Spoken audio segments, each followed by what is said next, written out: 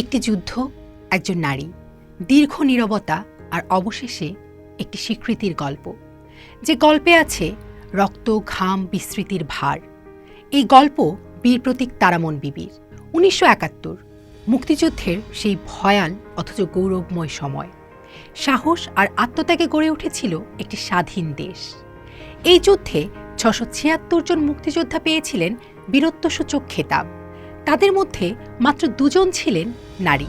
একজন ক্যাপ্টেন সিতারা বেগম বীর প্রতীক, অন্যজন একজন গ্রাম বাংলার সাধারণ নারী তারামন বিবি বীর প্রতীক। তারামন বিবি ছিলেন দরিদ্র পরিবারের সন্তান।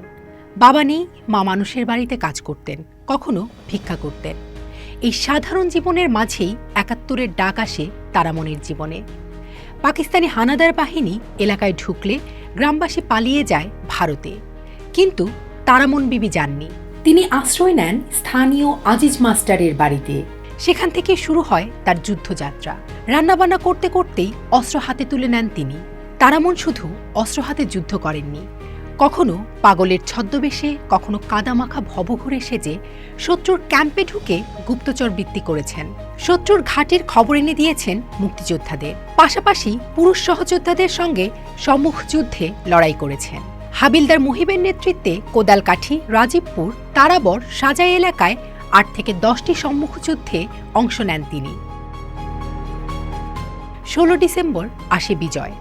অস্ত্র জমা দেন তারামন, কিন্তু জমা দেননি তার দেশপ্রেম, তার আত্মহুতি আর তার যুদ্ধস্মৃতি। যুদ্ধের পর তিনি ফেরেন গ্রামে। শুরু হয় আরেক যুদ্ধ, বেঁচে থাকার যুদ্ধ। স্বামী দিনমজুর, তারামন নিজেও দিনমজুরি করেন। খাবার জুটলে খাওয়া, না জুটলে না খেয়ে থাকা। এভাবেই কেটে যায় স্বাধীনতার ২৪টি বছর। ১৯৭৩ সালের ১৫ই ডিসেম্বর গ্যাজেটে তারামন বিবির নাম ঘোষণা হয় বীর প্রতীক হিসেবে। কিন্তু অবিশ্বাস্য হলেও সত্য, স্বাধীনতার ২৪ বছর পরও তারামন বিবি জানতেন না যে তিনি বীর প্রতীক খেতাবপ্রাপ্ত মুক্তিযোদ্ধা।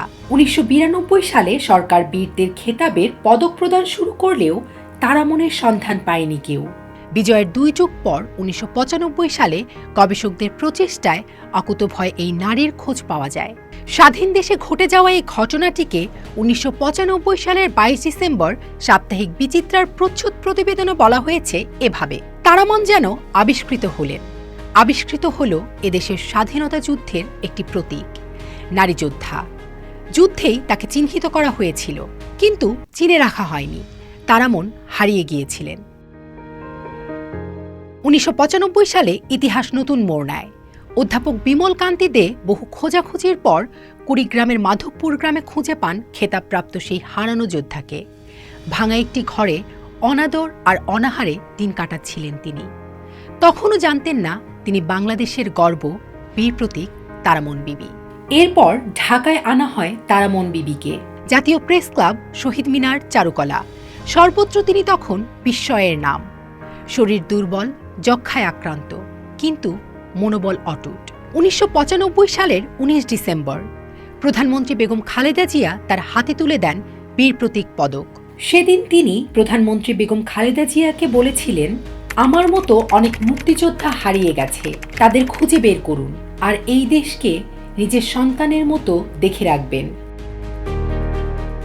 ২০১৮ সালের ১ ডিসেম্বর মারা যান তারামন বিবি। যুদ্ধ জয় করেছিলেন তিনি, কিন্তু স্বাধীনতার পর দীর্ঘ জীবন যুদ্ধে ছিলেন অবহেলায়, উপেক্ষায়। তারামন বিবির জীবন আমাদের মনে করিয়ে দেয়, স্বাধীনতা শুধু অর্জন করলেই হয় না, তার রক্ষার দায়িত্ব রাষ্ট্রের। একজন বীরকে সময়মতো সম্মান না দিলে ইতিহাস কখনো ক্ষমা করে না। আমরা শ্রদ্ধা ভরে স্মরণ করি সেই নারীকে, যিনি একদিন পাগল সেজে শত্রুর ঘাঁটিতে ঢুকেছিলেন। কিশোরী হয়েও শত্রুর বিরুদ্ধে সম্মুখ যুদ্ধে লড়েছেন। তার নাম তারামন বিবি বীর প্রতীক।